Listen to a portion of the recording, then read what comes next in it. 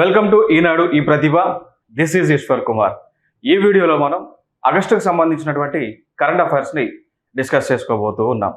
So ప్రధానంగా ఆగస్టులో జరిగినటువంటి అంశాలను మనం చూసుకున్నట్లయితే ఇక్కడ కనిపిస్తున్నటువంటి అంశం ఎన్హెచ్పిసి, అదేవిధంగా ఎస్సిసిఐ, రైటల్, ఎస్జేవిఎన్ అనేటువంటి సంస్థలకు నవరత్న స్టేటస్ని కేంద్ర ప్రభుత్వం ఇవ్వడం జరిగింది.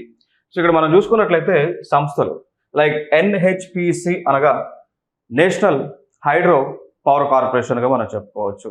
ఎన్హెచ్పిసి అండి. దాని తర్వాత సోలార్ ఎనర్జీ కార్పొరేషన్ ఆఫ్ ఇండియాకి, అదేవిధంగా RailTel corporation of India limited, దాన్నే ఆర్సిఐఎల్ అని కూడా పిలవచ్చు. దానితో పాటు సట్లెజ్ జల్ విద్యుత్ నిగమ్ లిమిటెడ్కి, సో ఎస్జేవిఎన్కి నవరత్న స్టేటస్ అనేటువంటిది కేంద్ర ప్రభుత్వం ఇవ్వడం జరిగింది. సో ఇదొక అంశం. మరి ఈ నవరత్న స్టేటస్ అనేటువంటిది కేంద్ర ప్రభుత్వం ఇవ్వడానికి ఎటువంటి గైడ్లైన్స్ని ఫాలో అవుతూ ఉంటుంది.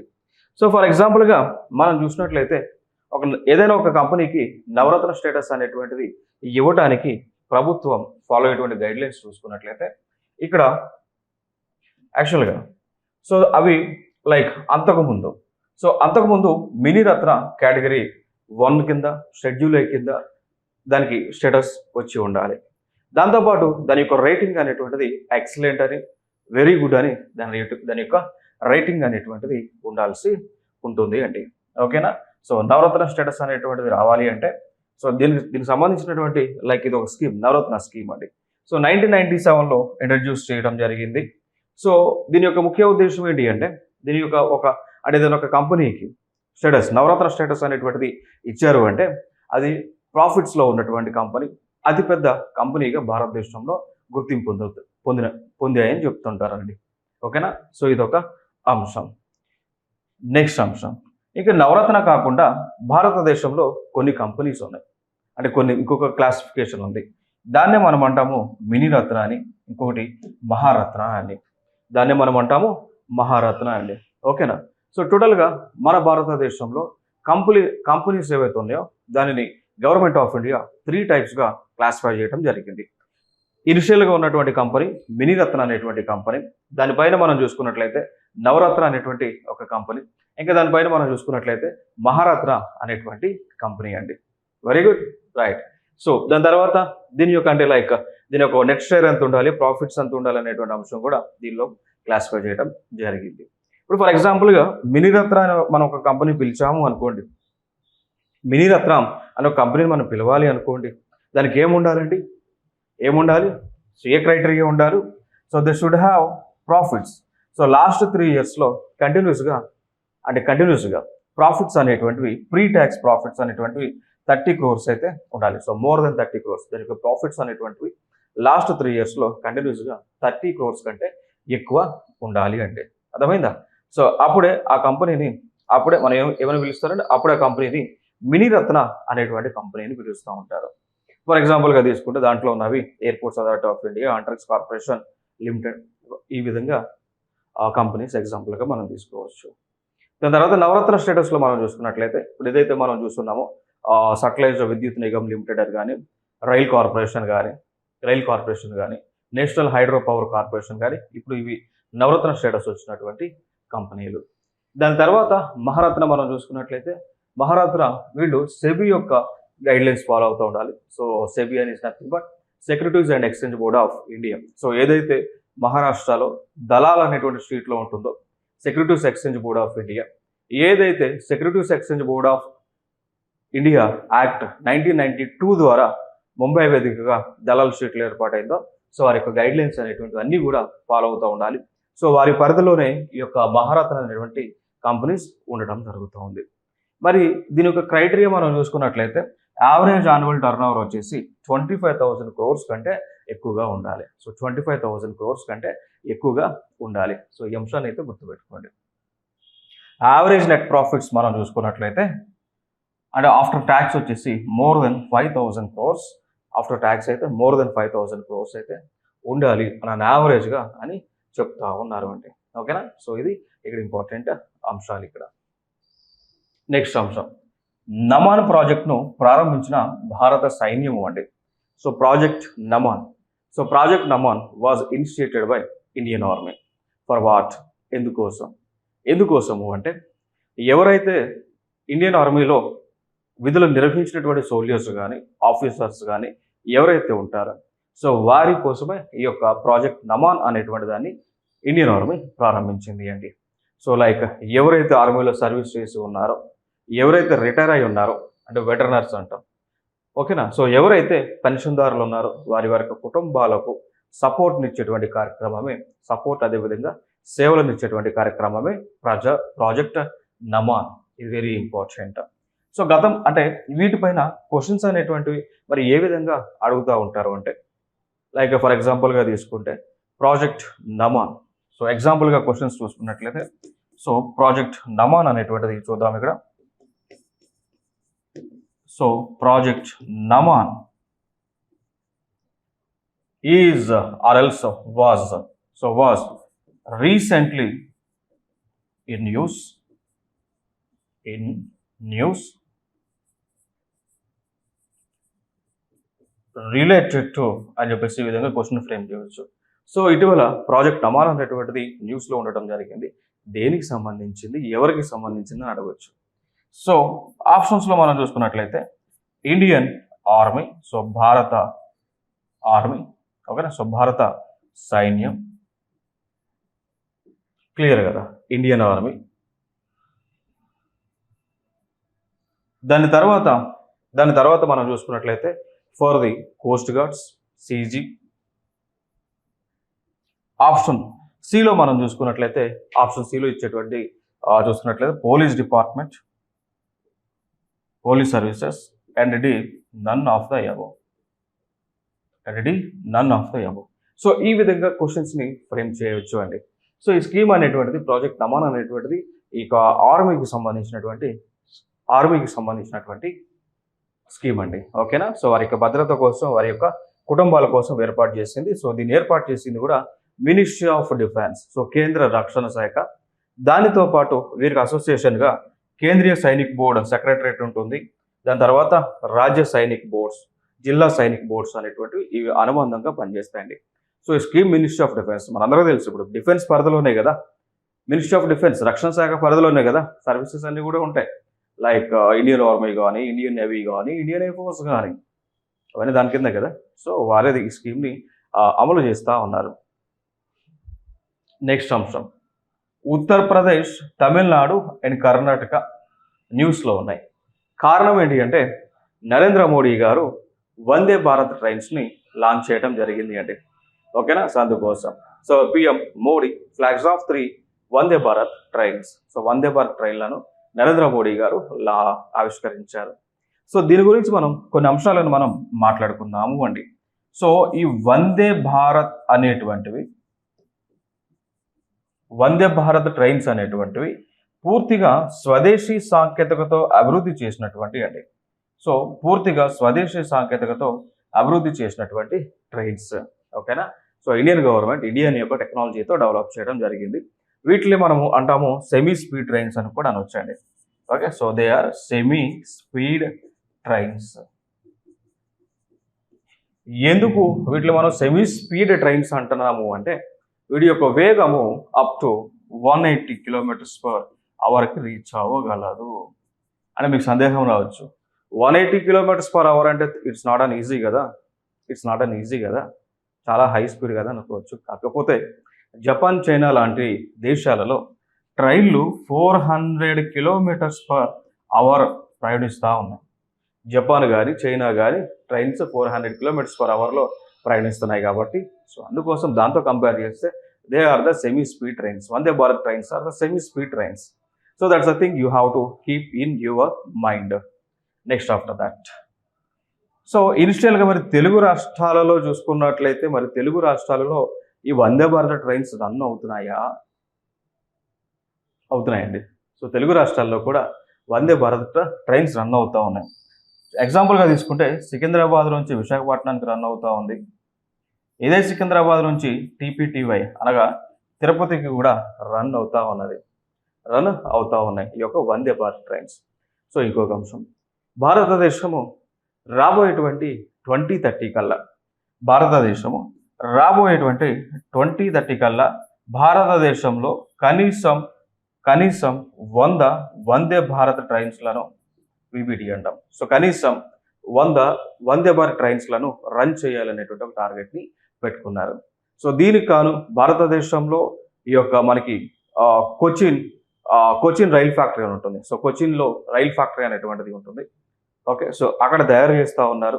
దాని తర్వాత ఇంకా కెపాసిటీ సరిపోలేదు కాబట్టి జపాన్ దేశంతో కూడా ఇటీవల ఒప్పందం చేసుకున్నారు కేంద్ర ప్రభుత్వం. సో జపాన్ దేశంతో కూడా కేంద్ర ప్రభుత్వం ఒప్పందం చేసుకొని ఈ యొక్క వందే భారత్ ట్రైన్స్లను అక్కడ మ్యానుఫ్యాక్చరింగ్ చేయబోతా ఉన్నారు. ఓకేనా, సో ఇది ఒక ఇంపార్టెంట్ ఇన్ఫర్మేషన్ ఇక్కడ. నెక్స్ట్ అంశం, Bihar CM Nitish Kumar inaugurates sports university in Rajgir on national sports day అండి. క్లియర్, ఇక్కడ వరకు ఇంపార్టెంట్ అంశం క్లియర్ కదా. సో బీహార్ రాష్ట్రం యొక్క చీఫ్ మినిస్టర్ ఎవరు, ఇది ఒక question. Who is the chief minister for Bihar? So who is that guy? So he was that Nitish Kumar. So chief minister is Nitish Kumar. So Nitish Kumar గారు సో ముఖ్యమంత్రిగా బీహార్ రాష్ట్రానికి ఉన్నారు. దాని తర్వాత ఇంకొక అంశం, ఇటీవల ఏ రాష్ట్రంలో స్పోర్ట్స్ యూనివర్సిటీని ఎస్టాబ్లిష్ చేశారు అని క్వశ్చన్ రావచ్చు. సో ఆన్సర్ వచ్చి బీహార్ అండి. ఇది ఒక అంశం. నెక్స్ట్, సో మరి ఎందుకు ఆయన లాంచ్ చేశారు, కారణం ఏంటి అంటే ఎప్పుడు లాంచ్ చేశారు అంటే 29 ఆగస్టున. సో 29 ఆగస్ట్ 2024లో ఆయన లాంచ్ చేయడం జరిగింది. సో 29 ఆగస్ట్ 2024లో లాంచ్ చేయడం జరిగింది మిత్రమా. ఇది ఒక ఇంపార్టెంట్ అంశం. నెక్స్ట్, 29 ఆగస్టుకి ఒక విశిష్టత ఉంది. ఏమిటా విశిష్టత అంటే ఆ రోజున జాతీయ క్రీడల దినోత్సవం అండి. సో ఆ రోజున ఏ దినోత్సవం అండి? జాతీయ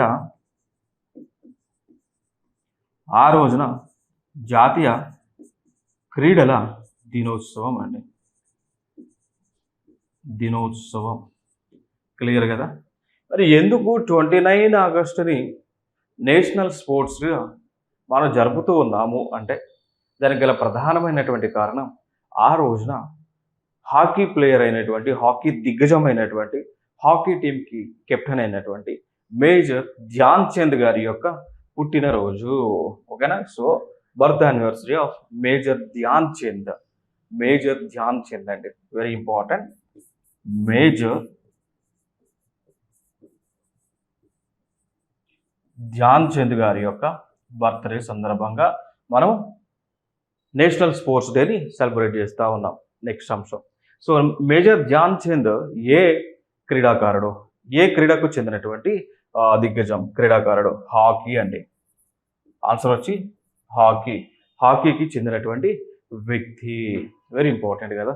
నెక్స్ట్ అంశం, భారతదేశంలో ఒలింపిక్స్ క్రీడలలో వరుసగా గోల్డ్ మెడల్స్ని కైవసం చేసుకుంది. ఈయన నేతృత్వంలోనే, మేజర్ ధ్యాన్ చంద్ గారి యొక్క నేతృత్వంలోనే భారతదేశం కంటిన్యూస్గా ఒలింపిక్స్లో గోల్డ్ మెడల్స్ని కైవసం చేసుకుంది. అందుకోసమే హాకీని మనము నేషనల్ స్పోర్ట్గా పిలుస్తూ ఉన్నాం. సో నేషనల్ స్పోర్ట్, జాతీయ క్రీడగా పిలుస్తూ ఉన్నాం. ఇది ఒక ఇంపార్టెంట్ అంశం. అంటే ఇది అఫీషియల్, అనఫీషియల్ అంటే అనఫీషియల్. సో ఈ హాకీ అనేటువంటిది భారతదేశానికి అనఫీషియల్ నేషనల్ స్పోర్ట్. కారణం ఏంటి అంటే మీకు సందేహం రావచ్చు, ఎందుకు సార్ అనఫీషియల్ అంటున్నారు అంటే దీనికి సంబంధించి ప్రభుత్వం ఏ చట్టము కూడా చేయలేదు మిత్రమా. కేంద్ర ప్రభుత్వం did not make any statutory, any act related to that. Hockey is India's national game, national sport. That's the main reason. But we are considering hockey as our national game because we won many medals at various international sports events like Olympics and other games. That's the main reason behind that. ఇక దాని తర్వాత ఈ major Dhyan Chand గారి యొక్క పేరుని sports క్రీడాకారులకు ఇచ్చేటువంటి అవార్డ్స్లో ఒక అవార్డుకి పెట్టారు. మేజర్ ధ్యాన్ చంద్ ఖేల్ రత్న అవార్డ్ అండి. ఓకేనా. So major Dhyan Chand Khel Ratna award అనేటువంటిది పెట్టడం జరిగింది. సో ఖేల్ రత్న. అంతకుముందు ఈ ఖేల్ రత్నకి రాజీవ్ గాంధీ ఖేల్ రత్న అని ఉండేది. సో ఆ పేరు మార్చి మేజర్ ధ్యాన్ చంద్ ఖేల్ రత్న అవార్డ్ అనేటువంటి పేరుతో మనం పిలుస్తా ఉన్నాం. ఇక్కడ ఇంపార్టెంట్ ఏరియాస్. నెక్స్ట్ అంశం, doctor TV Somanathan takes over as a cabinet secretary.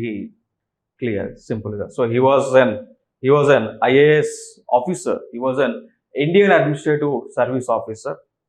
Clear. He belongs to Tamil Nadu cadre. Then after that, so he was appointed as a cabinet secretary of India. So is that Dr. TV Somanathan. Appointments లో భాగంగా మనం గుర్తుపెట్టుకోవాలి. ఇక్కడ వరకు clear. Next అంశం, after that cabinet సెక్రటరీని ఎవరు appoint చేస్తారు, ఎవరి యొక్క అభిరుచి మేరకు అపాయింట్ చేస్తారు? సింపుల్, ప్రైమ్ మినిస్టర్ అండి. ఓకేనా? So prime minister of India. So ఫైనల్గా ఈ అపాయింట్మెంట్ ప్రాసెస్ ఎట్లా ఉంటుంది అంటే, ఇప్పుడు ఫర్ ఎగ్జాంపుల్ క్యాబినెట్ సెక్రటరీయో లేదా చీఫ్ సెక్రటరీయో పోస్ట్ వేకెంట్ ఉంది అనుకోండి, ఖాళీగా ఉంది, లేదా వాళ్ళు రిటైర్మెంట్ అవ్వబోతూ ఉన్నారు అనుకోండి. అప్పుడు గవర్నమెంట్ ఏం చేస్తుంది అంటే యూపీఎస్సీని అడుగుతుంది. So union public service commission అడుగుతుంది, we want to appoint cabinet secretary or chief secretary for the states. So cabinet secretary ఏమో ఇండియాకి, సో ఇండియాలో, సో క్యాబినెట్ సెక్రటరీ వచ్చి ఇండియా మొత్తానికి, చీఫ్ సెక్రటరీ ఏమో స్టేట్స్ పరంగా అండి. ఓకేనా? సో డిఫరెన్స్ అయితే గుర్తుపెట్టుకోండి. సో అప్పుడు ఈ చీఫ్ సెక్రటరీ అపాయింట్మెంట్ అయినా క్యాబినెట్ సెక్రటరీ యొక్క అపాయింట్మెంట్ అయినా వీరు ఏం చేస్తారంటే యూపీఎస్సీని అడుగుతారు. యూనియన్ పబ్లిక్ సర్వీస్ కమిషన్ని అడిగినప్పుడు వారు టాప్ సీనియర్స్లో టాప్ 3 ప్లేసెస్ ఇస్తారు. సో టాప్ 3 పర్సన్స్ యొక్క నేమ్స్ని వీరు సజెస్ట్ చేస్తారు యూపీఎస్సీ వారు. ఎవరికి? గవర్నమెంట్కి. సో అప్పుడు వారికి నచ్చిన, అంటే పిఎం అంటే ఫర్ ఎగ్జాంపుల్ క్యాబినెట్ సెక్రటరీగా అపాయింట్ చేయించాలంటే పిఎం ఎవరికి నచ్చితే వారిని క్యాబినెట్ సెక్రటరీగా తీసుకోవచ్చు. ఓకేనా? సో యూపీఎస్సీ వారు 3 నేమ్స్ సజెస్ట్ చేస్తే వీళ్ళు ఎవరినైనా పిఎం అపాయింట్ చేసుకోవచ్చు. ఇంకా దాని తర్వాత మనం చూసుకున్నట్లయితే స్టేట్ లెవెల్లో మనకి చీఫ్ సెక్రటరీ ఉంటారు. సో ఆ చీఫ్ సెక్రటరీని కూడా చూస్ చేసుకోవడానికి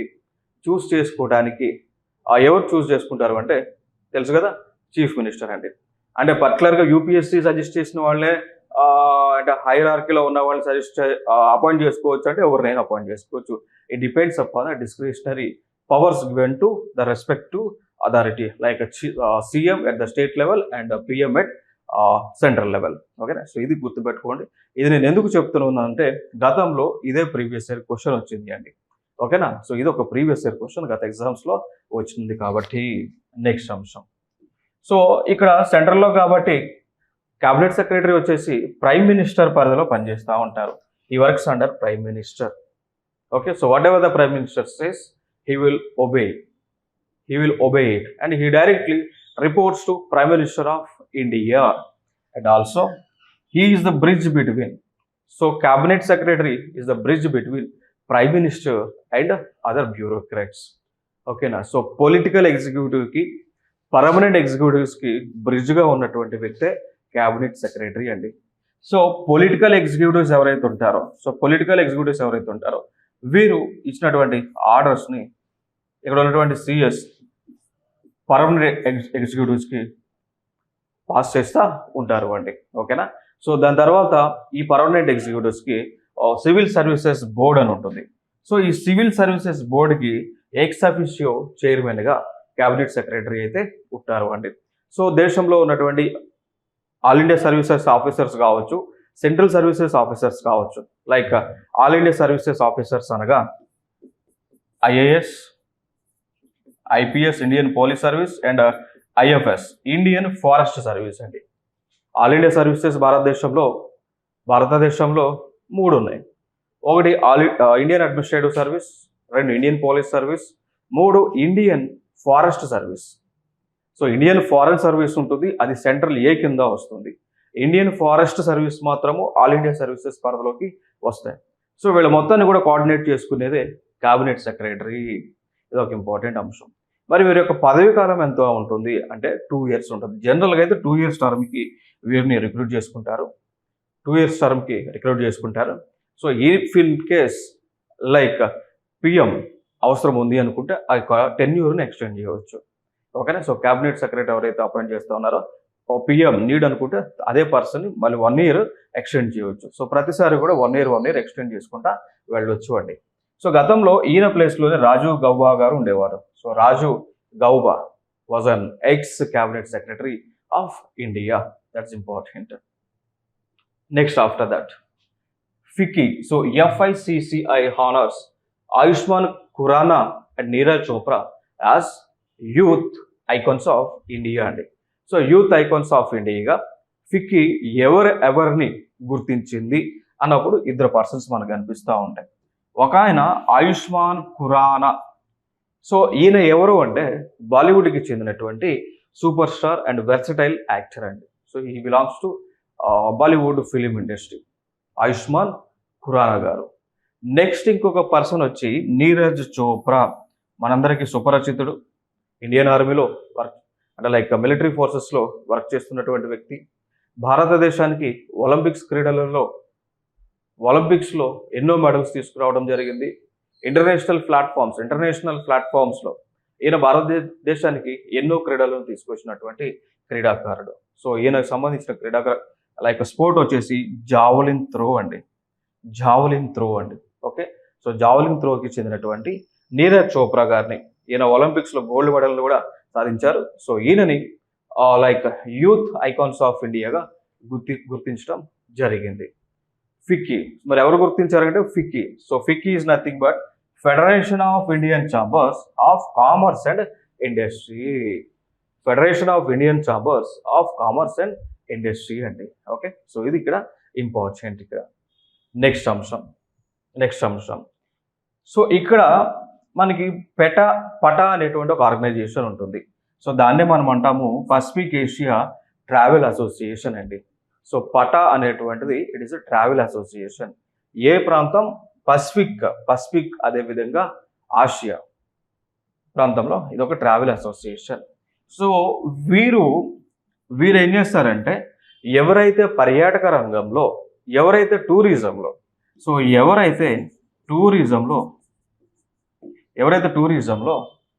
అగ్రగామిగా ఉంటారో, సో టూరిజంలో ఎవరైతే ఉంటారో సో వారిని గుర్తించి ప్రతి సంవత్సరం కూడా అవార్డ్స్ అనేటువంటిది ప్రజెంట్ చేస్తారు. అట్లా మరి 2024కి కాను కేరళ టూరిజానికి, సో కేరళ రాష్ట్రంలో ఉన్నటువంటి పర్యాటక రంగానికి వారు ఈ యొక్క గోల్డ్ అవార్డుని ప్రజెంట్ చేశారు. ఇదొక అంశం. ఓకేనా. సో కేరళ రాష్ట్రానికి ఈ యొక్క పటా గోల్డ్ అవార్డుని ప్రజెంట్ చేయడం జరిగింది. సో మెయిన్గా దీనిలో కేటగిరీ చూసుకున్నట్లయితే డిజిటల్ మార్కెటింగ్ క్యాంపైన్లో అండి. అర్థమైందా? సో డిజిటల్ మార్కెటింగ్ క్యాంపైన్లో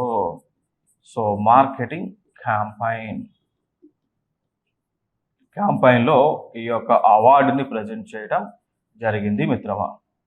సో కారణం ఏంటి? ఇట్ ఇస్ నథింగ్ బట్ ఇప్పుడు కేరళ అనేటువంటి ప్రాంతం ఏదైతుందో చాలా టూరిస్ట్ ప్లేసెస్ ఉన్నాయి. ఇప్పుడు మనం ఫర్ ఎగ్జాంపుల్ మ్యాప్లో మనం చూసుకుంటే భారతదేశంలో తీసుకుంటే ఈ ప్రాంతంలో ఉంటుందండి కేరళ రాష్ట్రం అనేటువంటిది. ఇక్కడ ఏముంటుంది? అరేబియన్ సీ కదా. ఈ ప్రాంతం అంతా ఏముంటుంది? వెస్టర్న్ ఘాట్స్, పశ్చిమ కనుమలు కదా. ఈ ప్రాంతం అంతా కూడా వెస్టర్న్ ఘాట్స్ కదా. ఇదంతా కూడా అరేబియన్ సీ కదా. పోర్ట్ ఏరియా ఉంది కదా, బీచ్ ఏరియా ఉంది కదా, మంచి కొండ ప్రాంతాలు కూడా ఉన్నాయి కదా. సో ఇంకొక అంశం, ఈ వెస్టర్న్ ఘాట్స్ అనేటువంటిది వరల్డ్లోనే రిచెస్ట్ బయోడైవర్సిటీ ప్లేస్ కదా, తెలుసా లేదా? సో వెస్టర్న్ ఘాట్స్ అనేటువంటిది ప్రపంచంలోనే రిచెస్ట్ బయోడైవర్సిటీ హాట్స్పాట్గా పిలుస్తాం. రాయమంటే రాస్తా. సో రిచెస్ట్ బయోడైవర్సిటీ హాట్స్పాట్గా ఎవరిని పిలుస్తారండి? పశ్చిమ కనుమలు. దాన్ని ఇంగ్లీష్లో అంటాము వెస్టర్న్ ఘాట్స్ అంటాం. అర్థమైందా? సో ఇక్కడ ఉన్నాయి కదా. సో రిచెస్ట్ బయోడైవర్సిటీ హాట్స్పాట్ అని ఎందుకు పిలుస్తున్నాము అంటే ఇక్కడ ఉన్నటువంటి వృక్షాలు కానీ జంతువులు కానీ ఏ దేశంలో కూడా అన్నీ ఉండవు. సో అందుకోసం రిచెస్ట్ బయోడైవర్సిటీ హాట్స్పాట్ అని పిలుస్తూ ఉంటాం. కేరళలో ఉంది. సో దాన్ని బట్టి మనం ఏంటి, అక్కడ డిఫరెంట్ టైప్స్ ఆఫ్ యానిమల్స్ ఉన్నాయి, డిఫరెంట్ టైప్స్ ఆఫ్ యానిమల్స్ ఉన్నాయి. Different types of national parks ఉన్నాయి, లైక్ వైల్డ్ లైఫ్ సాంచురీస్ ఉన్నాయి, బయోడైవర్సిటీ హాట్స్పాట్స్ ఉన్నాయి. దాని తర్వాత ట్రెక్కింగ్ ఏరియాస్, హిల్ ఏరియాస్ అవన్నీ కూడా ఉండటం జరిగింది. సో వెరీ టూరిజానికి మంచిగా అనువుగా ఉన్నటువంటి రాష్ట్రం. సో అందుకోసమే ఈ కేరళ వాళ్ళు కూడా టూరిజం పైన ఎక్కువ ఫోకస్ అనేటువంటిది చేయటం జరిగింది. ఇంకొక అంశం ఏంటి అంటే, ఎవరైతే యూరోపియన్లు భారతదేశానికి వచ్చారో, లైక్ పోర్చుగీస్కి చెందినటువంటి వారు, వాస్కోడిగామా అనేటువంటి ఒక వ్యక్తి ఎప్పుడు వచ్చారండి? వాస్కోడిగామా భారతదేశానికి ఎప్పుడు వచ్చారు? 1498 ఏడీలో రావటం జరిగింది. ఆయనే కదా మొట్టమొదటి ట్రావెలర్ భారతదేశానికి వచ్చిన అతను. సో ఆయన కూడా కేరళ రాష్ట్రానికి మొట్టమొదటిసారిగా రావడం జరిగింది. సో కేరళ రాష్ట్రంలో క్యాలికట్ అనేటువంటి ఒక ప్లేస్ ఉంటుంది. ఆ ప్లేస్లోకి మొట్టమొదటిగా వచ్చినటువంటి ఒక ఫారెన్ టూరిస్ట్గా మనం చెప్పుకోవచ్చు అండి. సో అట్లా కేరళ రాష్ట్రానికి ఉన్నటువంటి ఇంపార్టెన్స్ ఇవన్నీ కూడా. ఇంకా దాని తర్వాత మనం మాట్లాడుకున్నట్లయితే ఇంకొక అంశం, horn India rich list 2024 release చేశారు. సో హరన్ ఇండియా అనేటువంటి ఒక నివేదిక అండి. సో హరన్ ఇండియా, సో వీళ్ళు ఏం చేస్తారు అంటే, వీరు భారతదేశంలో ఉన్నటువంటి ఏ నగరాలలో ఎటువంటి ఫెసిలిటీస్ ఉన్నాయి, భారతదేశంలో ఉన్నటువంటి నగరాలలో ఏ ఫెసిలిటీస్ ఉన్నాయి అనేటువంటి ఆలోచన వీళ్ళు చేస్తూ ఉంటారు అండి. అంటే సో దానికి సంబంధించినటువంటి వీళ్ళు స్టాటిస్టిక్స్ని తీసుకుంటారు. అట్లా ఆ విధంగా ఈ హరన్ ఇండియా వాళ్ళు ముంబై నగరాన్ని ఒక జాబితాలో చేర్చారు.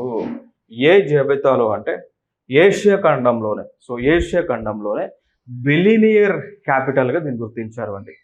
సో ఏషియస్ బిలినియర్ క్యాపిటల్గా దీన్ని గుర్తించడం జరిగింది. ఇది ఒక ఇంపార్టెంట్ అంశం. కారణం ఏంటి? ఎందుకు ఏషియాస్ యొక్క బిలినియర్ క్యాపిటల్గా ముంబైని గుర్తించారు అంటే, ముంబైలో ఎక్కువగా 100 కోట్ల రూపాయలు పైబడి సంపాదించేటువంటి ఇక్కడ క్యాపిటలిస్టులు ఉండటం జరిగింది. అది మెయిన్ రీజన్.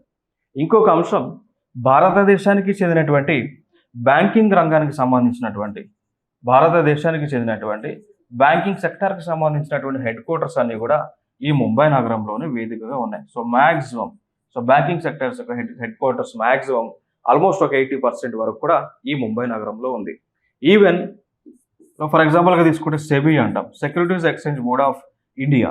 సో ఇది కూడా ముంబైలో, తన యొక్క హెడ్ క్వార్టర్ కూడా ముంబైలోనే ఉంటా ఉన్నది.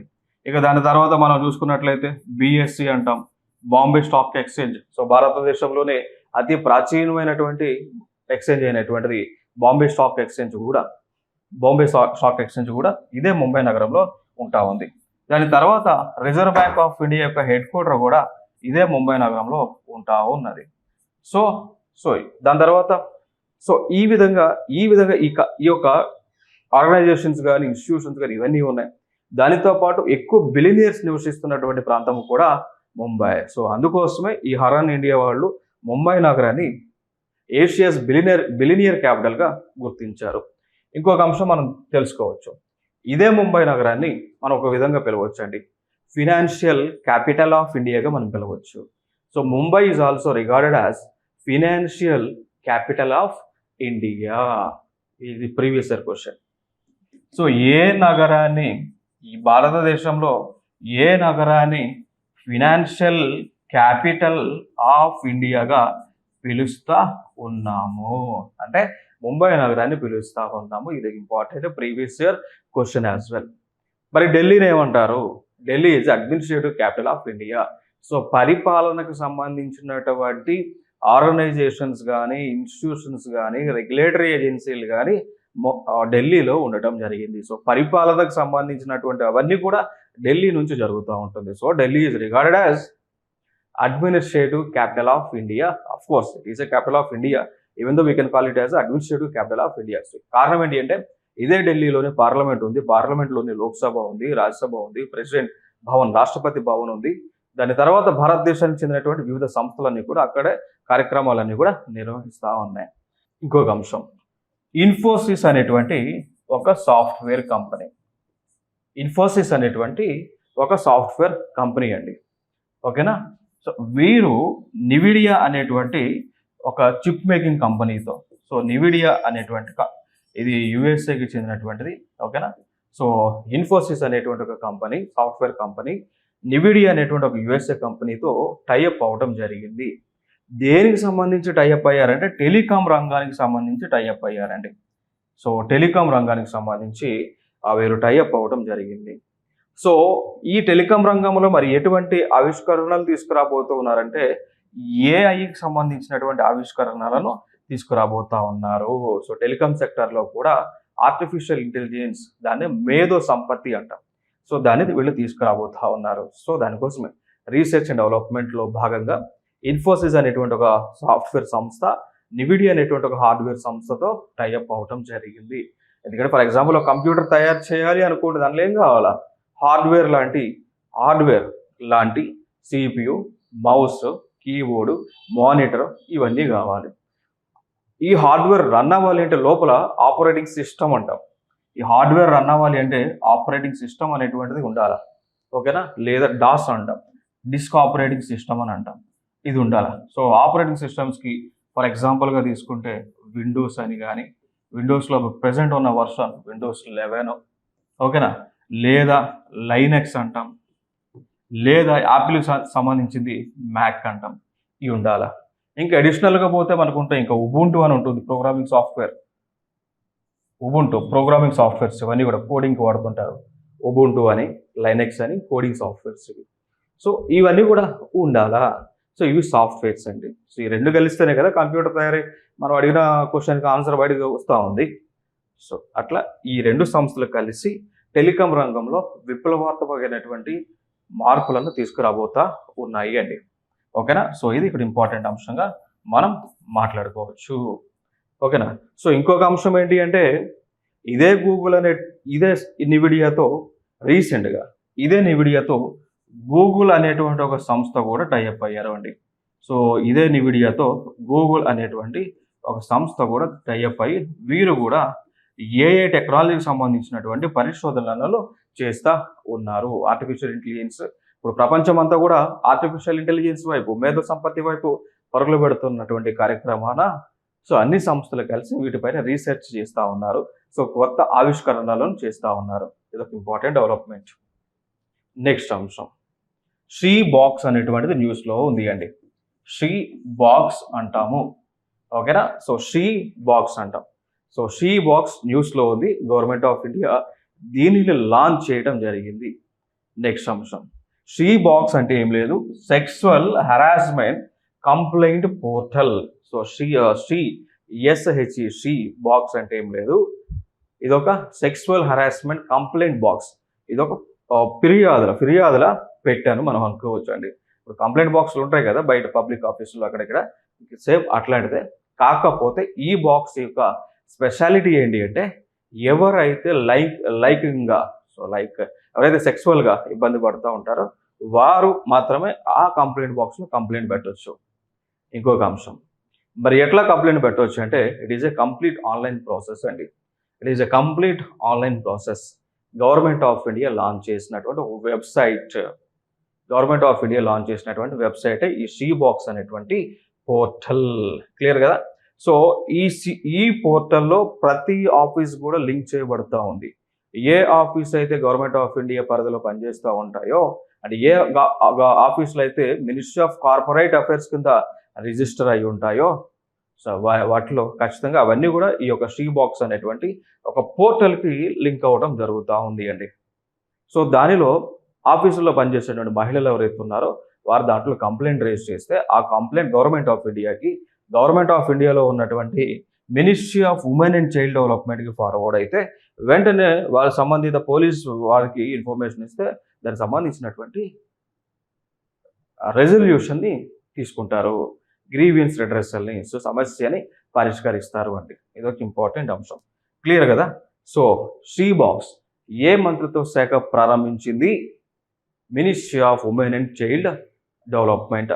ఓకే, సో ఆ మంత్రిత్వ శాఖ ప్రారంభించింది. షీ బాక్స్ అనేటువంటిది దేనికి సంబంధించింది? It is a sexual harassment complaint portal which was launched by government of India అండి.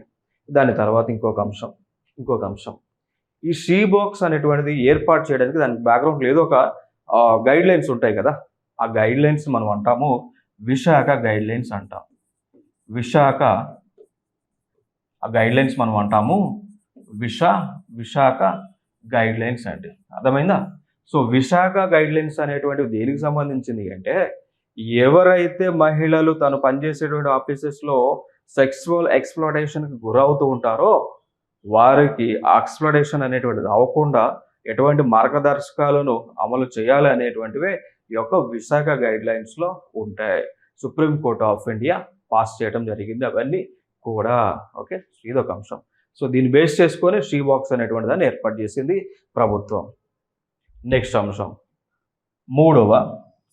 మూడవ India US defence acceleration ecosystem, ఓకేనా, సమిట్ జరిగింది. సో ఇండియా అదేవిధంగా యునైటెడ్ స్టేట్స్ ఆఫ్ అమెరికా ఈ రెండు దేశాల మధ్య డిఫెన్స్ యాక్సలరేషన్ ఎకోసిస్టమ్, ఓకేనా, సో దాన్నే అంటాము ఇందస్ అని అంటాం.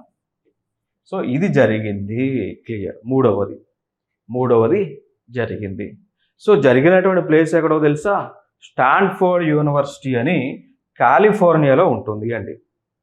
స్టాన్ఫోర్డ్ యూనివర్సిటీ అని కాలిఫోర్నియాలో ఉంటుంది. సో ఇది సెప్టెంబర్ 9th 10th 2024 మధ్య జరిగినటువంటి అంశము. క్లియర్ కదా?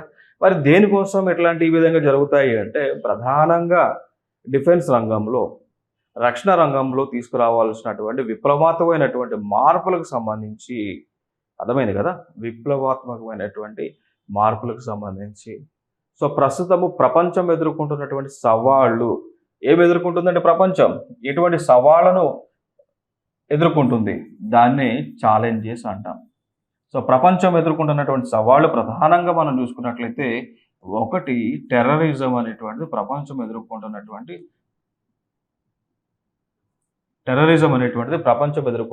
వన్ ఆఫ్ ది ఛాలెంజ్గా మనం చెప్పుకోవచ్చు అండి. తీవ్రవాదం అంటాం. దాని తర్వాత ఎకనామిక్ ఇష్యూస్, ఆర్థిక పరమైనటువంటి అంశాలు కానీ, ఆయిల్ ప్రైజెస్ కానీ, దాని తర్వాత అంటే సవాళ్ళు రక్షణ రంగానికి సంబంధించి, ఓన్లీ మనం రక్షణ రంగానికి సంబంధించిన సవాళ్ళు ఎదుర్కొంటే కనుక, అంటే మనం అది మెన్షన్ చేయాల్సి వస్తే ఈ అవసరం లేదు.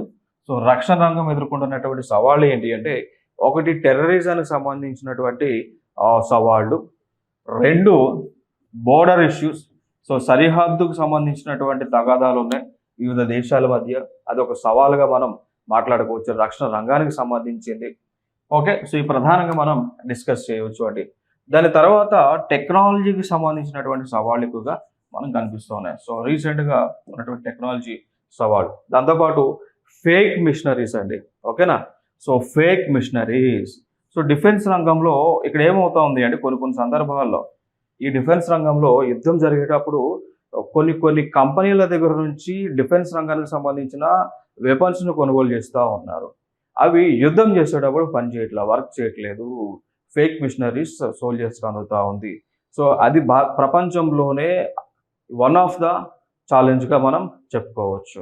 ఓకే, సో ఏదైతే రక్షణ రంగానికి సంబంధించి కొనుగోలు చేస్తూ ఉన్నారో అవి ఆన్ సైట్లో, సో యుద్ధం సమయంలో అవి సరైన విధంగా వర్క్ అనేటువంటిది చేయటం లేదు. అదొకటి మనకు కనిపిస్తున్నటువంటి అంశం. ఇది గ్లోబల్ ఇష్యూగా దీన్ని ఇంటర్నేషనల్ ప్లాట్ఫామ్స్ పైన చర్చలు చేస్తూ ఉన్నారు. నెక్స్ట్ అంశం, ఇంకొక అంశం, prime minister Narendra Modi chairs the meeting of 44th edition of Pragati. So సింపుల్గా నరేంద్ర మోడీ గారు 44వ ప్రగతి అనేటువంటి ఒక మీటింగ్కి ఆయన చైర్మన్గా కూర్చున్నారు. అంటే లైక్ ఆయన ఇనాగ్రేషన్ చేశారు, ఆయన బాధ్యతలను తీసుకున్నారు. క్లియర్. నెక్స్ట్ అంశం, మరి ఈ ప్రగతి అంటే ఏంటి? What is this Pragati? Nothing but దాని ఫుల్ ఫామ్ చూస్తే proactive governance and timely implementation involving centre and state governments అండి. అర్థమైందా? సో ప్రగతి అనేటువంటి ఒక కాన్ఫరెన్స్ని, ఒక ప్రగతి అనేటువంటి పేరుతో నరేంద్ర మోడీ గారు 44వ కాన్ఫరెన్స్ని నిర్వహించారు. మరి ప్రగతి యొక్క ఫుల్ ఫామ్లోకి మనం వెళ్ళినట్లయితే ప్రోయాక్టివ్ గవర్నెన్స్ అండి. ఓకేనా? సో గవర్నెన్స్ అంటే ఏంటి? పరిపాలన ఏ విధంగా ఉంది? యాక్టివ్గా, చాలా వేగవంతమైనటువంటి, చాలా చురుకైనటువంటి పరిపాలన. అర్థమైందా? అండ్ టైమ్లీ ఇంప్లిమెంటేషన్, సో తక్షణమే అమలు చేయటము. ఓకేనా. సో దీనిలో ఇన్వాల్వ్ అయినవి centre and state governments. So దాన్నే ప్రగతి అంటారు. ఓకేనా. సో ప్రగతి ఈవెన్ మన తెలుగులో చూసుకున్నా కూడా ప్రగతి అనేటువంటి పదానికి మీనింగ్ ఏంటి చెప్పండి? It is nothing but development. ప్రగతి అంత డెవలప్మెంట్ లేదా గ్రోత్ అని కూడా మనం పిలవచ్చు.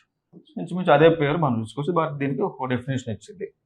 సో దీని ద్వారా నరేంద్ర మోడీ ఏం చేశారు అంటే ఒక రివ్యూ, అంటే ప్రగతి అనేటువంటిది is nothing but it is a review meeting.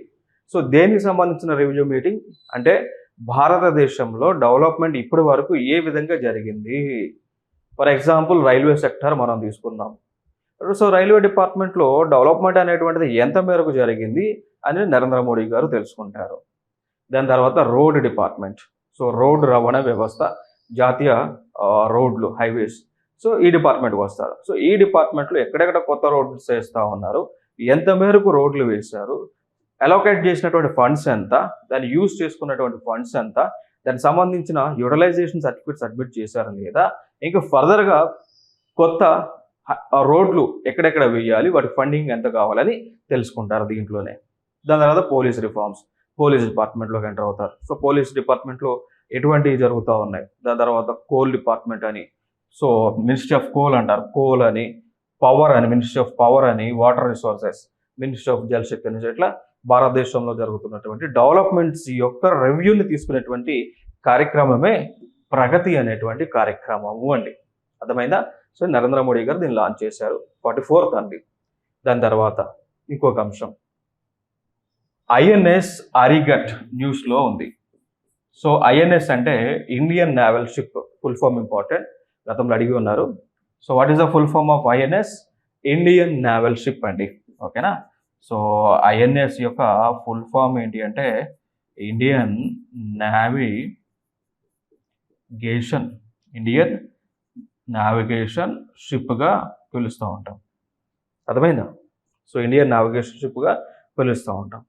So ఇప్పుడు న్యూస్లో నిలిచినటువంటి దాని పేరు ఏంటి అంటే అరిగట్, అరిగట్ అంటాం, అరిగట్.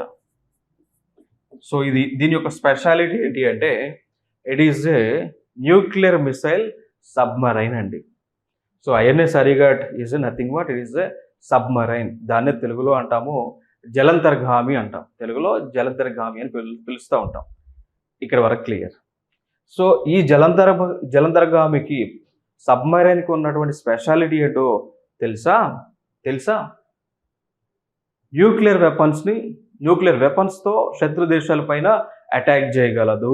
అర్థమైందా? So Indian second nuclear missile submarine అది. సో దీనిని డిఫెన్స్ మినిస్టర్, రక్షణ శాఖ మంత్రి అయినటువంటి రాజ్నాథ్ సింగ్ గారు ఆవిష్కరించినటువంటి ప్లేస్ విశాఖపట్నంలో.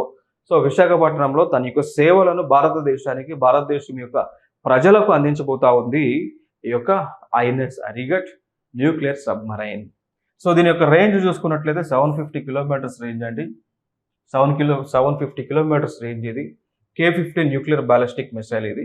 సో ఇండో పసిఫిక్ ప్రాంతంలో, సో హిందూ మహాసముద్రం, పసిఫిక్ మహాసముద్రంలో ఇది గస్తీ గాయబోతా ఉన్నది. దీని యొక్క రేంజ్ ఎంతో తెలుసా? 750 కిలోమీటర్ల దూరం అండి. సో 750 కిలోమీటర్ దూరంలో ఉన్నటువంటి శత్రు దేశాలకు చెందినటువంటి ఏవైనా కానీ భారతదేశంలోకి ఎంటర్ అయ్యే ఛాన్స్ ఉంటే వాటిని ధ్వంసం చేయగల కెపాసిటీ, న్యూక్లియర్ బాంబ్స్ వేసి ధ్వంసం చేయగలిగినటువంటి కెపాసిటీ వాటికైతే ఉంది. Okay. So that's important information. Next అంశం, ఇంకొక అంశం న్యూస్లో ఉంది. ఏ అంశం న్యూస్లో ఉంది అంటే ఇండస్ట్రియల్ స్మార్ట్ సిటీస్కి సంబంధించిన అంశము న్యూస్లో ఉంది అండి. ఇండస్ట్రియల్ స్మార్ట్ సిటీకి సంబంధించిన అంశం అయితే న్యూస్లో ఉంది, చూద్దాం. సో దీనికి సంబంధించి కేబినెట్, సో కేంద్ర కేబినెట్ 12 ఇండస్ట్రియల్ సిటీస్ని ఆమోదం తెలిపింది అండి. సో 12 ఇండస్ట్రియల్ సిటీస్ని ఆమోదం తెలిపింది అంటే 12 ఇండస్ట్రియల్ సిటీస్ని భారతదేశంలో డెవలప్ చేయబోతా ఉన్నారు. ఆ సిటీస్ని మనం చూసుకున్నట్లయితే అంటే దీనికి సంబంధించి ఒక ప్రోగ్రామ్ ఉంది. అంటే లైక్ ఇప్పుడు ఇండస్ట్రియల్ సిటీస్ని డెవలప్ చేయబోతా ఉన్నారు కదా, ఏ స్కీమ్ కింద అంటే national industrial corridor development programme అండి. అర్థమైంది కదా? So national industrial corridor development programme, దాన్ని NICDP అంటారు. సో NICDP కింద భారతదేశంలో కేంద్ర ప్రభుత్వము ఎన్ని ఇండస్ట్రియల్ కారిడార్స్ని డెవలప్ చేయబోతుంది అంటే 12 డెవలప్ చేయబోతా ఉన్నది. ఓకేనా? సో ఈ 12 కారిడార్స్ కూడా 10 రాష్ట్రాలలో విస్తరించి ఉండటం జరిగింది.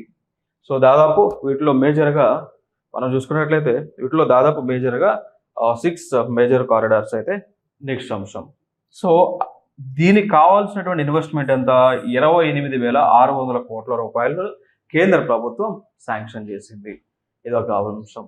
నెక్స్ట్ మరి ఏ ప్రాంతాల్లో ఈ ప్రాజెక్టులు ఉండబోతా ఉన్నాయి అంటే, ఒకటి ఉత్తరాఖండ్లో కురుపి అనేటువంటి ఒక ప్లేస్లో, పంజాబ్ పటియాలా, సో పంజాబ్లో రాజ్పూర్ పటియాలా, నెక్స్ట్ మహారాష్ట్రలో దిగి, కేరళలో పాలక్కాడ్, యూపీలో ఆగ్రా అండ్ ప్రయోగరాజ్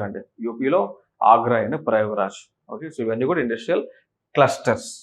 బీహార్లో గయా, తెలంగాణలో జహీరాబాద్, వెరీ ఇంపార్టెంట్.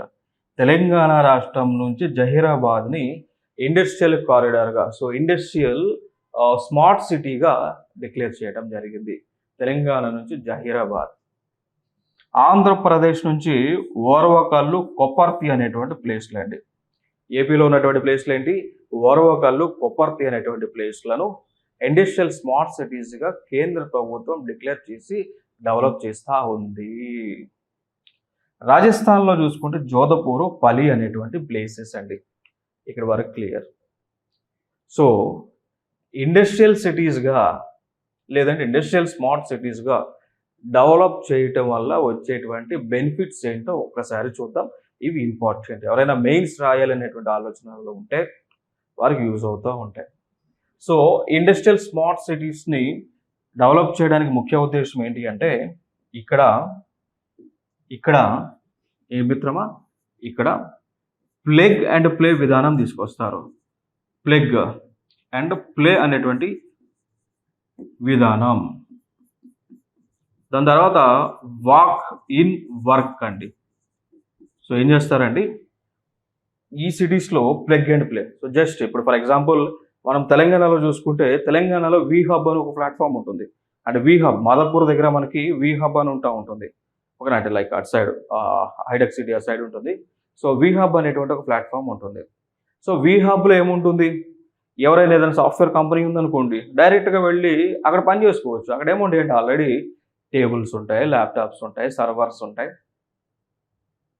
ఏసీలు ఉంటాయి, రెడీ టు వర్క్ అన్నట్టు. సో డైరెక్ట్గా నడుచుకుంటూ పోయి మీరు అక్కడ పని చేసుకోవచ్చు. కావాల్సిన ఇన్ఫ్రాస్ట్రక్చర్ అంతా కూడా రెడీమేడ్గా డెవలప్ అయి ఉంటుంది. మీరు ఏ కంపెనీకి కావాలన్నా మీరు పని చేయవచ్చు. అంటే లైక్ క్లయింట్స్, ఏ క్లయింట్కి అయినా కానీ మీరు కంపెనీ ఎస్టాబ్లిష్ చేసుకుని అక్కడనే మీరు వర్క్ చేసుకోవచ్చు. సో మీరు అక్కడ జస్ట్ మీకు ఆ వెన్యూ ఇస్తారు, మీరు వర్క్ చేస్తారు. సేమ్ అదే విధానం ఈ ఇండస్ట్రియల్ స్మార్ట్ సిటీస్లో తీసుకురాబోతా ఉన్నారు. సో ప్లగ్ అండ్ ప్లే అనేటువంటి విధానము అండి. అర్థమైందా? సో ఇక్కడ ఇండస్ట్రీస్ కాబట్టి ఇక్కడ ఏం చేస్తారు అంటే లైక్ మ్యానుఫ్యాక్చరింగ్ రంగానికి సంబంధించినటువంటి రోబోటిక్ డివైజెస్ ఇవన్నీ కూడా రెడీమేడ్గా ఎస్టాబ్లిష్ చేస్తారు. ఇప్పుడు ఫర్ ఎగ్జాంపుల్ ఏదైనా కంపెనీ ఉంది అనుకోండి, వాళ్ళు కార్లు తయారు చేయాలి అనుకుంటున్నారు అనుకోండి. సో వెంటనే ఈ ప్లగ్ అండ్ ప్లేలో విధానంలో ఉన్న ఇండస్ట్రియల్ స్మార్ట్ సిటీకి అప్రోచ్ అయితే అక్కడ వాళ్ళకి కావాల్సినటువంటి కార్ని డిజైన్ చేసి తయారు చేసుకునే ఫెసిలిటీ ఉంటుంది. డైరెక్ట్గా they can walk and work అండి. So walk in work. So డైరెక్ట్గా అక్కడ వెళ్ళి వాళ్ళకి కావాల్సిన డిజైన్స్ చేసుకొని వాళ్ళకి కావాల్సిన ప్రొడక్టివిటీని పెంచేటువంటి కార్యక్రమం వీటిలో ఉంటుంది. ఓకేనా?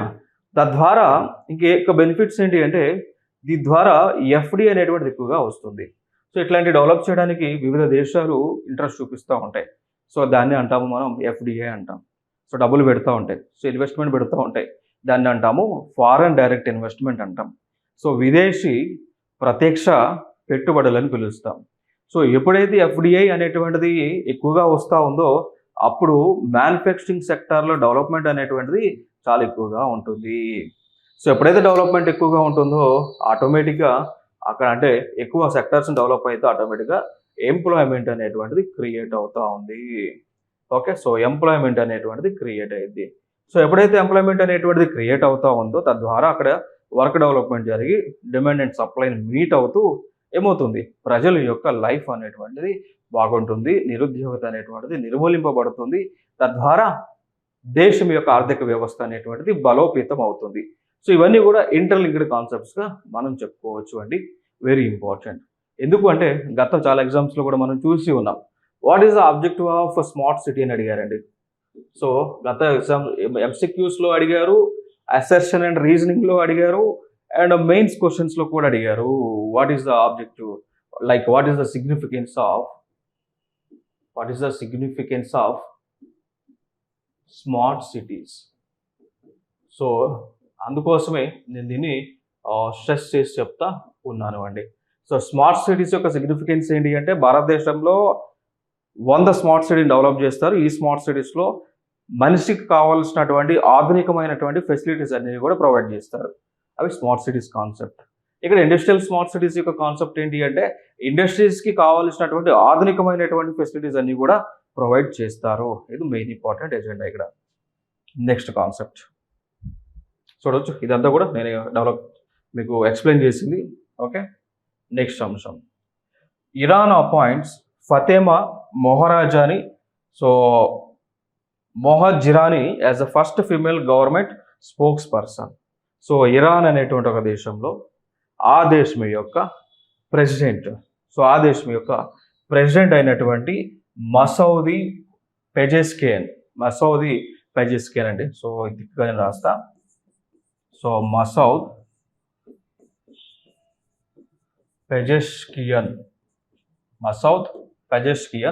సో ఇరాన్ యొక్క ప్రెసిడెంట్. సో ఆయన ఆ దేశం యొక్క స్పోక్స్ పర్సన్గా, సో మొట్టమొదటి మహిళా స్పోక్స్ పర్సన్గా ఫతేమా మొహజిరానీని అపాయింట్ చేశారు. ఇది ఆ దేశంలో మొట్టమొదటిది. సో ఇది పర్సన్ ద న్యూస్లో మనకి ఇంపార్టెంట్ అయినటువంటిది. నెక్స్ట్ అంశం, Uttar Pradesh to give 8 lakhs per month for promoting government schemes and jail for objectionable post అండి. సో సింపుల్గా ఏం లేదు, ఉత్తరప్రదేశ్లో ప్రభుత్వము ఒక బిల్లుని తీసుకొచ్చింది. ఉత్తరప్రదేశ్ ప్రభుత్వం, యోగి ఆదిత్యనాథ్ గారు ఒక బిల్లుని తీసుకొచ్చారు అండి. ఓకేనా. సో అదేంటి అంటే సోషల్ మీడియా పాలసీ. ఆయన తీసుకొచ్చినటువంటి బిల్లు ఏంటి అంటే సోషల్ మీడియా పాలసీ. సో ఈ సోషల్ మీడియా పాలసీని తీసుకొచ్చినటువంటి మొట్టమొదటి రాష్ట్రం కూడా యూపీ ఉంది అండి. సో సోషల్ మీడియాని కంట్రోల్ చేస్తూ మొట్టమొదటిగా ఒక చట్టాన్ని తీసుకొచ్చేసినటువంటి రాష్ట్రం భారతదేశంలోనే యూపీ ఉంది. ఉత్తరప్రదేశ్ యొక్క చీఫ్ మినిస్టర్ ఎవరండి? యోగి ఆదిత్యనాథ్ గారు, రెండవసారి ఎన్నికైనటువంటి వ్యక్తి. క్లియర్. దాని తర్వాత మరి సోషల్ మీడియా పాలసీలో ఉన్నటువంటి అంశాలు ఏంటి అంటే, ఎవరైతే అంటే దీంట్లో అంటే లైక్ సపోర్ట్ చేసేది, సో పాజిటివ్ అనుకోండి. సో ఎవరైతే గవర్నమెంట్ యొక్క పాలసీలను ప్రమోట్ చేస్తారో, గవర్నమెంట్ యొక్క స్కీమ్స్లను ప్రజల్లోకి తీసుకెళ్తారో, ఎవరైతే గవర్నమెంట్కి ఫేవర్గా ఉంటారో, ఎవరైతే గవర్నమెంట్కి ఫేవర్గా ఉండి గవర్నమెంట్కి సంబంధించినటువంటి అంశాలన్నీ కూడా ప్రజల్లోకి తీసుకెళ్తూ ఉంటారో, సో అంటే లైక్ ఇన్ఫ్లుయెన్సర్స్ ఉంటారు కదా, సోషల్ మీడియా ఇన్ఫ్లుయెన్సర్స్, యూట్యూబ్లో, ఇన్స్టాగ్రామ్లో, వాటిలో ఇట్లా. సో అట్లా అంటే వాళ్ళందరూ కూడా గవర్నమెంట్కి పాజిటివ్ ఉండే విధంగా ఎవరైతే ఉంటారో వాళ్ళకి ఫినాన్షియల్ అసిస్టెన్స్ ఇస్తారు అంది యూపీ. నెగిటివ్స్ ఏంటి అంటే, ఎవరైతే గవర్నమెంట్కి అగెనిస్ట్గా ఉండి, ఎవరైతే అబ్జెక్షనబుల్ కంటెంట్ని పోస్ట్ చేస్తూ ఉంటారో, ఎవరైతే ఫేక్ ఇన్ఫర్మేషన్ని ప్రజల్లోకి పంపిస్తూ ఉంటారో, ఎవరైతే ప్రజలలో అలజడులను క్రియేట్ చేస్తూ ఉంటారో, ఎవరైతే లా అండ్ ఆర్డర్ని క్రియేట్ చేస్తూ ఉంటారో వాళ్ళని తీసుకుపోయి జైల్లో వేస్తారు. ఆ పాలసీనే సోషల్ మీడియా పాలసీ అండి. ఓకేనా. సో ఇదొక ఇంపార్టెంట్ అంశంగా మనం మాట్లాడుకోవచ్చు. ఇంకొక అంశం ఏంటి అంటే, ఇట్లాంటిదే గవర్నమెంట్ ఆఫ్ ఇండియా ఒక చట్టం కూడా తీసుకొచ్చింది. అంటే సోషల్ మీడియా పాలసీ లాంటిదే గవర్నమెంట్ ఆఫ్ ఇండియా ఒక చట్టం తీసుకొచ్చింది. దాన్ని మనం అంటాము ఇన్ఫర్మేషన్ యాక్ట్ అంటాము. తెచ్చింది కూడా 2000 సంవత్సరంలో. సో ఇన్ఫర్మేషన్ యాక్ట్ 2000లో తీసుకొచ్చారు. అర్థమైందా? 2000 సంవత్సరంలో ఈ యొక్క ఇన్ఫర్మేషన్ యాక్ట్ని గవర్నమెంట్ ఆఫ్ ఇండియా తీసుకొచ్చింది. సో దీనిలో కూడా, ఈ చట్టంలో కూడా సోషల్ మీడియాని రెగ్యులేట్ చేసేటువంటి గైడ్ లైన్స్ కూడా ఉండడం జరిగింది. సో దీనిని అనుసరించే కేంద్ర ప్రభుత్వం అప్పుడప్పుడు అరెస్టులు చేస్తూ ఉంటుంది. ఎవరైతే గవర్నమెంట్కి వ్యతిరేకంగా ఉండి, ఎవరైతే నెగిటివ్ ఇన్ఫర్మేషన్ స్ప్రెడ్ చేస్తూ ఉంటారో వారిని కూడా ఇన్ఫర్మేషన్ యాక్ట్ 2000 ప్రకారం అరెస్ట్ చేస్తూ ఉంటారు అండి. ఓకే. సో ఇదొక అంశం. నెక్స్ట్ అంశం, ఇంకొక అంశం. సో పాకిస్తాన్కి చెందినటువంటి క్రిస్టియన్కి ఆయన పేరు జోసెఫ్ ఫ్రాన్సిస్ పెరియరా. పాకిస్తాన్ దేశానికి చెందినటువంటి క్రిస్టియన్ అయినటువంటి జోసెఫ్ ఫ్రాన్సిస్ పెరియర్కి ఇండియన్ గవర్నమెంట్ సిటిజన్షిప్ ఇచ్చింది. సో మనందరూ తెలుసు సిటిజన్షిప్ అంటాం. సిటిజన్షిప్ అమెండ్మెంట్ యాక్ట్ 2019 ఉంటుంది. సో సిటిజన్షిప్ అమెండ్మెంట్ యాక్ట్ 2019 ఉంటుంది. అర్థమైందా? సో దీనిని అనుసరించి పాకిస్తాన్కు చెందినటువంటి జోసెఫ్కి గవర్నమెంట్ ఆఫ్ ఇండియా గోవా రాష్ట్రము తరఫున సిటిజన్షిప్ ఇచ్చింది. అర్థమైందా? సో ఇది ఒక ఇంపార్టెంట్ అంశం. ఇంకా దాని తర్వాత ఇంకొక అంశాలు మనం మాట్లాడుకోవాలి మిత్రమా. క్రిస్టియన్ అనేటువంటి ఒక పదం ఉంది. సో దీని గురించి కొంత అంశాలు మనం మాట్లాడుకుందాం. మన భారతదేశంలో ఒక చట్టం ఉంది ఆల్రెడీ. సో దాన్ని సిటిజన్షిప్ యాక్ట్ 1955 అంటాం. భారతదేశంలో ఆల్రెడీ ఒక చట్టం ఉంది. సో సిటిజన్షిప్ యాక్ట్ ఇది. So citizenship act. సో దీన్ని అమల్లోకి వచ్చింది 1955లో అమల్లోకి వచ్చింది భారతదేశ వ్యాప్తంగా. సో దీనిలో ఇటీవల కేంద్ర ప్రభుత్వం కొన్ని సవరణలను చేసింది. ఈ చట్టంలో కేంద్ర ప్రభుత్వం కొన్ని సవరణలను చేసింది. ఏ సవరణలు చేసింది అంటే దానికి సంబంధించిన చట్టం కూడా ఇంపార్టెంట్ ఇక్కడ. సో దాన్నే మనం అంటాము సిటిజన్షిప్ అమెండ్మెంట్ యాక్ట్. ఎప్పుడు చేసింది? 2019లో చేసింది.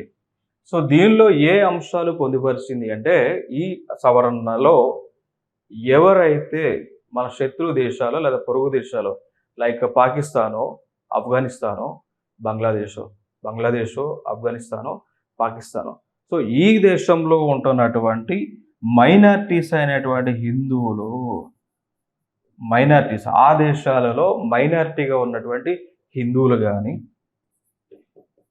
సిక్కులు కానీ, క్రిస్టియన్స్ కానీ, జైన్లు కానీ, బుద్ధిస్టులు కానీ, సో బుద్ధిజానికి చెందినటువంటి వారు కానీ, సో పాకిస్తాన్ నుంచి, ఆఫ్ఘనిస్తాన్ నుంచి, బంగ్లాదేశ్ నుంచి వీరు కనుక భారతదేశానికి వలస వచ్చి ఉంటే వారికి కేంద్ర ప్రభుత్వము ఈ చట్టము ద్వారా సిటిజన్షిప్ అనేటువంటిది ఇస్తూ ఉన్నారు. దీనికి సంబంధించి భారతదేశంలో కొంతకాలం వరకు కూడా ఘర్షణలు జరిగినాయి. కారణం ఏంటి అంటే దీంట్లో ఒక రిలీజియన్ లేదు. ఏ రిలీజియన్ లేదండి? ఇస్లాం లేదండి. సో దీనిలో ఇస్లాం లేదు, ముస్లిమ్స్ లేరు అండి. సో అందుకోసం ముస్లిం వర్గాలు వివిధ ప్రొటెస్టులు చేశారు. మీరు రిలీజియన్ పార్షాలిటీ చూపిస్తూ ఉన్నారు అని. సో భారతదేశం అనేటువంటిది according to Indian constitution, according to preamble, India is a secular state. So India secular state అయినప్పటికీ కూడా ఎందుకు మరి ఇక్కడ ఓన్లీ అన్ని మతాల వాళ్ళకి ఆపర్చునిటీ ఇచ్చి కేవలం ఇస్లాం మతానికి ఆపర్చునిటీ ఇవ్వట్లేదు అని వీళ్ళు ప్రొటెస్టులు చేశారు. స్టిల్ అది దాంట్లో అమెండ్మెంట్ ఏం చేయలేదు. స్టిల్ గవర్నమెంట్ దీన్నే ఫాలో అవుతా ఉన్నది. ఓకేనా.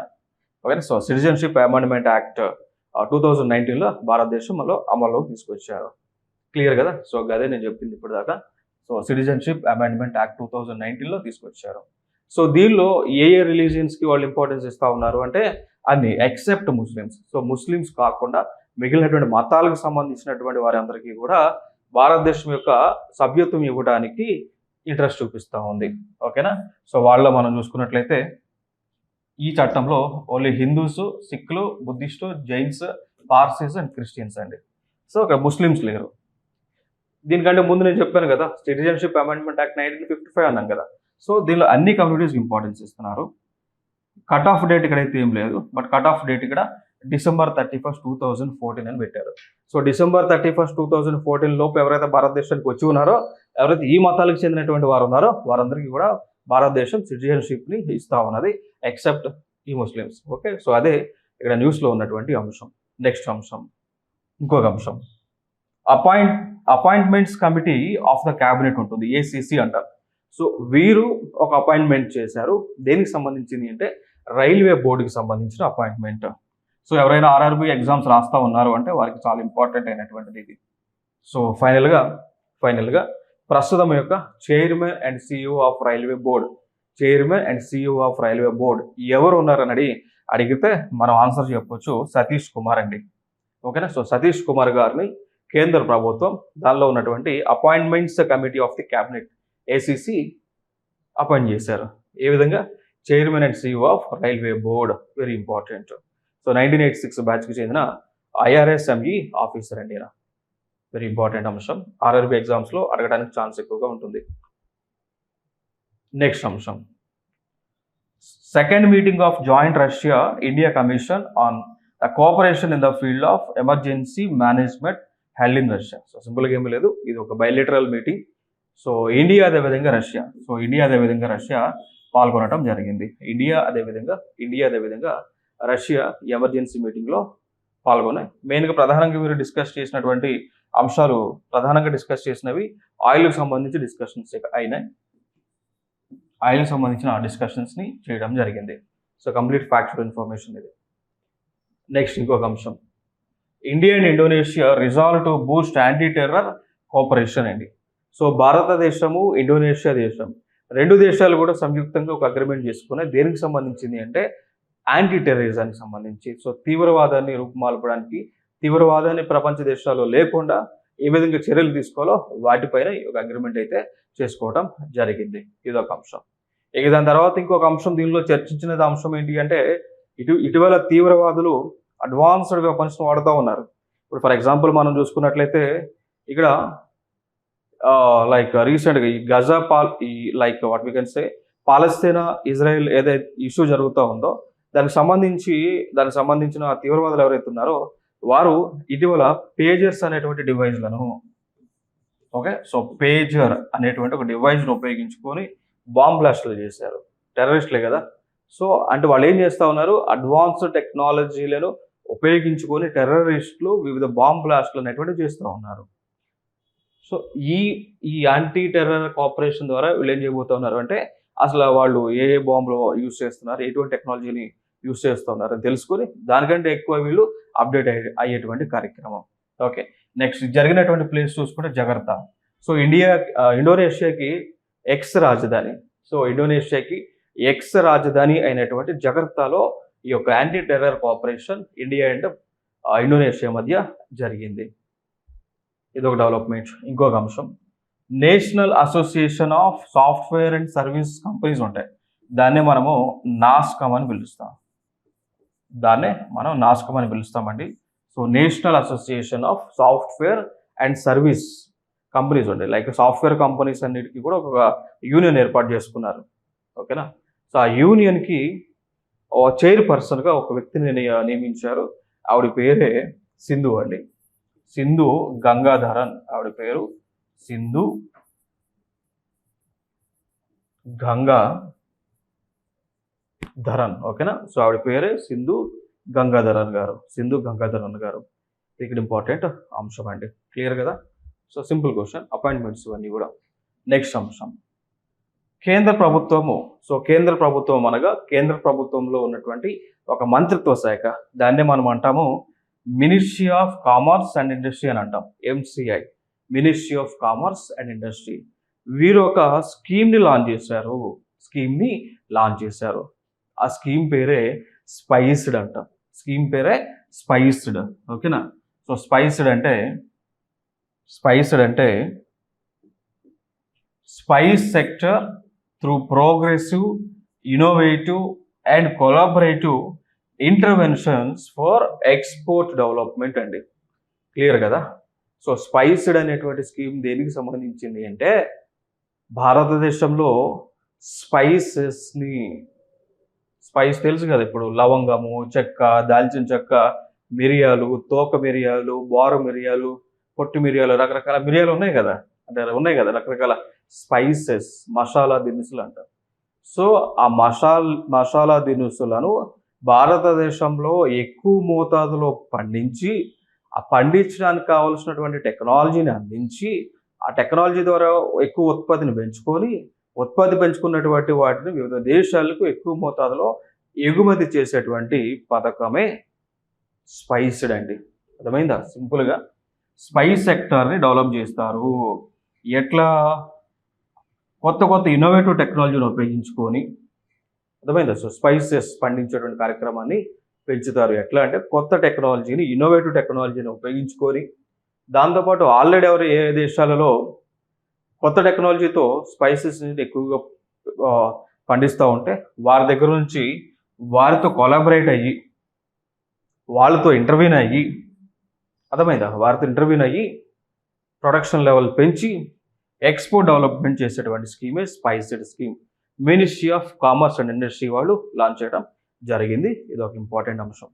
నెక్స్ట్ అంశం దీనికి సంబంధించిందే స్పైస్ బోర్డ్ అని ఉంటుంది, స్పైసెస్ బోర్డ్ ఆఫ్ ఇండియా అని ఉంటుంది. సో దీని 26 ఫిబ్రవరి 1987లో కొచ్చి వేదికగా సో కేరళ రాష్ట్రంలో కొచ్చిలో ఉంది. సో దీనిపైన క్వశ్చన్స్ ఎట్లా రావచ్చు అంటే where is the location of spices board of India, కేరళలో ఉంది. ఓకేనా, కారణం మనం చెప్పవచ్చు కదా, జనరల్గా ఇప్పుడు స్పైసెస్ ఎక్కువ కేరళ రాష్ట్రంలో ఉంటాయి. ఇప్పుడు అందుకనే కదా పోర్చుగీస్ చెందిన వాస్కో డి గామా 1498లో ఇక్కడికి వచ్చింది కదా, వచ్చే స్పైసెసే కదా పట్టుకుపోయింది. సో అట్లా కేరళ రాష్ట్రంలో ఈ వెస్టర్న్ ఘాట్ బెల్ట్ అంతా కూడా ఎక్కువగా స్పైసెస్ ఎక్కువగా ఉంటాయి. అందుకోసం స్పైసెస్ బోర్డ్ ఆఫ్ ఇండియాని కేరళలో ఏర్పాటు చేస్తారు. ఇది ఒక అంశంగా గుర్తుపెట్టుకోండి. నెక్స్ట్ అంశం, కేంద్ర ప్రభుత్వం గతంలో ఒక స్కీమ్ లాంచ్ చేసింది, దాన్నే యూనిఫైడ్ పెన్షన్ స్కీమ్ అంటారండి. సో కేంద్ర ప్రభుత్వము గతంలో ఒక స్కీమ్ లాంచ్ చేసింది, దాన్ని యూనిఫైడ్ పెన్షన్ స్కీమ్. సో ఈ స్కీమ్ని కేంద్ర ప్రభుత్వం ఏమన్నది అంటే ఈ స్కీమ్ని ఎవరైనా కానీ కావాలంటే వాలంటీర్గా ఫాలో అవ్వచ్చు అని ఇండియన్ గవర్నమెంట్ చెప్పింది అండి. సో అయితే ఇక్కడ మహారాష్ట్ర వాళ్ళు ఫస్ట్ స్టేట్గా వాళ్ళు అడాప్ట్ చేసుకున్నారు స్కీమ్ని. సో కంప్లీట్గా మహారాష్ట్ర రాష్ట్రంలో ఈ యూనిఫైడ్ పెన్షన్ స్కీమ్ని కంప్లీట్గా మహారాష్ట్రలో అమలు చేస్తూ ఉన్నారు. అట్లా అమలు చేసే దానిలో మహారాష్ట్రనే మొట్టమొదటి రాష్ట్రం. క్లియర్ కదా. నెక్స్ట్ అంశం, మరి యూనిఫైడ్ పెన్షన్ స్కీమ్ అంటే దేనికి సంబంధించింది? సో దాని యొక్క గైడ్ లైన్స్ ఏమున్నాయి ఒక్కసారి చూద్దాం మిత్రమా. దాని యొక్క మనం చూద్దాము.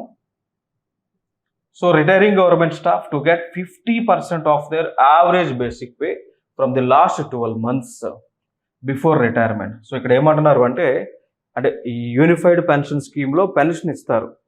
ఎవరైతే ప్రభుత్వంలో పనిచేస్తూ ఉంటారో, ఎవరైతే ఈ స్కీమ్ని ఆప్ట్ చేసుకుంటారో వారికి పెన్షన్ ఇస్తారు.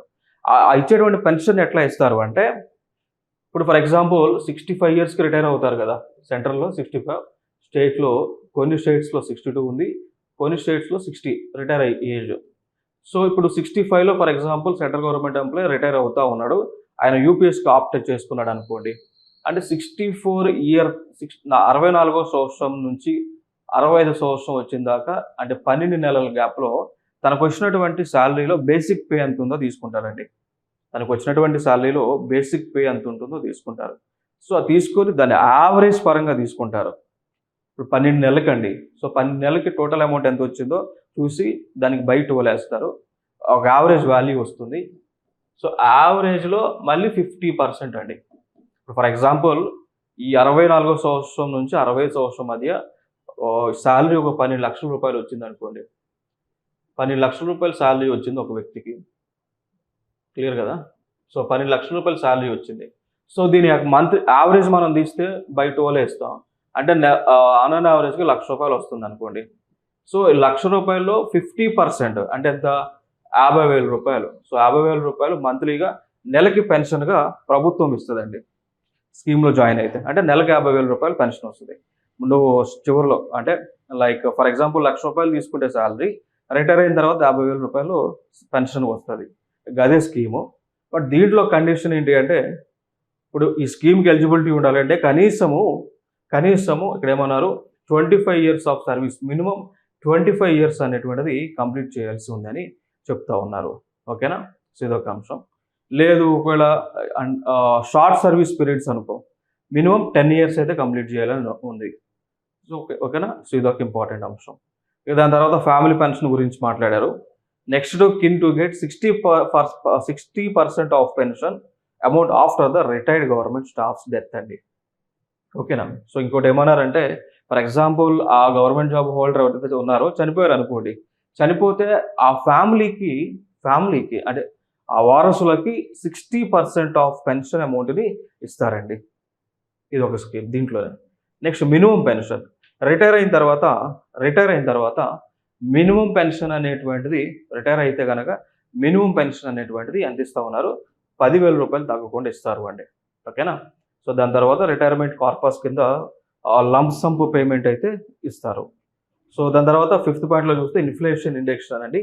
సో ఈ పెన్షన్ స్కీమ్ కూడా ద్రవ్యోల్బణాన్ని బేస్ చేసుకొని, అంటే ఇన్ఫ్లేషన్ బేస్ చేసుకొని ఆ యొక్క వాల్యూ పెంచుకుంటా పెన్షన్ అయితే ఇస్తారు. సో ఇది కేంద్ర ప్రభుత్వం లాంచ్ చేసింది. వెరీ ఇంపార్టెంట్ స్కీమ్స్లో భాగంగా అడగటానికి 100% స్కోప్ ఉన్నటువంటి స్కీమ్ ఇది. ఇవి కాకుండా భారతదేశంలో కొన్ని స్కీమ్స్ ఉన్నాయి పెన్షన్ సంబంధించినవి. దాన్ని మనం ఎన్పిఎస్ అంటాం, నేషనల్ పెన్షన్ స్కీమ్ అని అంటాం. ఓకేనా, నేషనల్ పెన్షన్ స్కీమ్ అని అంటాం. అది కాక ఇంకొక పెన్షన్ ఉంటుంది, ఓపీఎస్ అంటారు, ఓల్డ్ పెన్షన్ స్కీమ్. అది గతంలో దీనికంటే ముందు పాత స్కీమ్. అది ఎన్పిఎస్కి ముందు పాత స్కీమ్ ఓల్డ్ పెన్షన్ స్కీమ్. దాని తర్వాత ఎన్పిఎస్ వచ్చింది, దాని తర్వాత యూపీఎస్ని తీసుకొచ్చారు. ఇవి ఇక్కడ ఇంపార్టెంట్గా మనం గుర్తుపెట్టుకోవాల్సినవి. సో ఇవి. సో నెక్స్ట్ వీడియోలో మరి కొత్త అంశాలతో మీతో డిస్కషన్ చేయడం జరుగుతుంది. Thank you so much.